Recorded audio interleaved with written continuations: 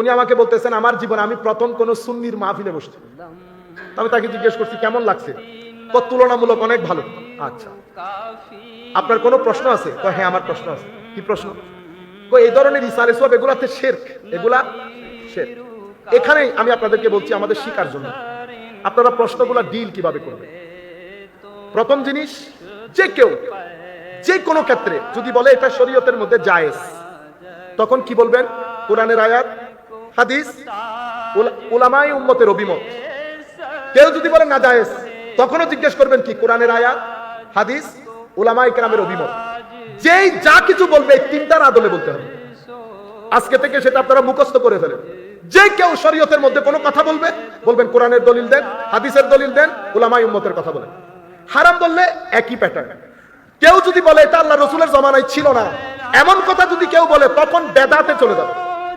তখন এটা জায়েজ না, জায়েজ না, তখন বেদাত। তো যদি বেদাতের আলোচনা করেন তো কোরআন, হাদিস, উলামায়ে উম্মত, ঘটনা একই। যেমন মিলাদুন নবী, আপনি যদি বলেন নবীর জমানায় ছিল না, তাইলে আপনি চলে যাইতে হবে কোন সাবজেক্টে? বেদাতের সাবজেক্টে। যেটা নবীর জমানায় ছিল না এখন আছে, সেটা বেদাত।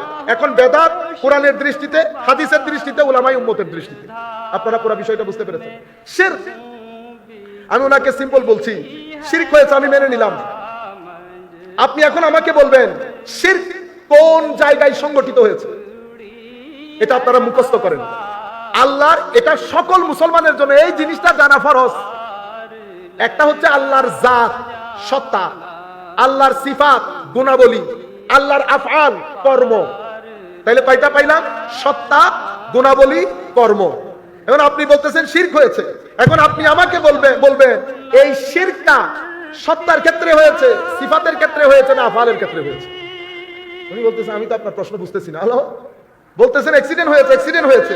তো অ্যাক্সিডেন্ট কোথায় কার সাথে হয়েছে বলতে হবে না? আপনি কেমনে বলে দিলেন?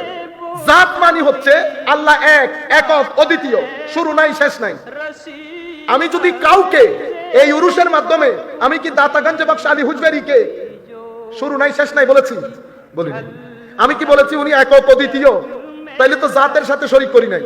তাইলে জাতের মধ্যে শিরিক হয় নাই। সিফাত, সিফাতের মধ্যে কিছু সিফাত আল্লাহর জন্য এক্সক্লুসিভলি, কিছু সিফাত আল্লাহর জন্য ব্যবহৃত হয়, বান্দার জন্য ব্যবহৃত হয়। আমি যদি, যেমন আমিও দেখি না, আমিও বসির, আল্লাহ দেখেন, আল্লাহ বসির। তো দুইজনে দেখি, শরীক আছে কিন্তু শিরিক হয় না। কেন? কারণ আমার দেখাটা আল্লাহর দেখার মতো না। আমি দেখছি কারণ আল্লাহ আমাকে দেখার তৌফিক দান করেছে। আল্লাহ দেখেন সত্তাগতভাবে, আল্লাহকে কেউ দেয় নাই, আমাকে তো আল্লাহ দিয়েছেন।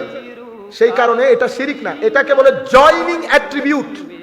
মানে জিনিসটা আল্লাহর জন্য, আমিও শুনি, আল্লাহ শুনেন, আমিও সামি, আল্লাহ সামি, কিন্তু শিরক হচ্ছে না। কেন? কারণ আল্লাহ সত্তাগতভাবে, আমি আল্লাহর মাধ্যমে। তো আমি এখন, আপনি বলেন উরুস করার মাধ্যমে, ইসারে সওয়াবের মাধ্যমে আল্লাহর কোন গুণের মধ্যে শরীক হয়েছে? আপনি বলেন।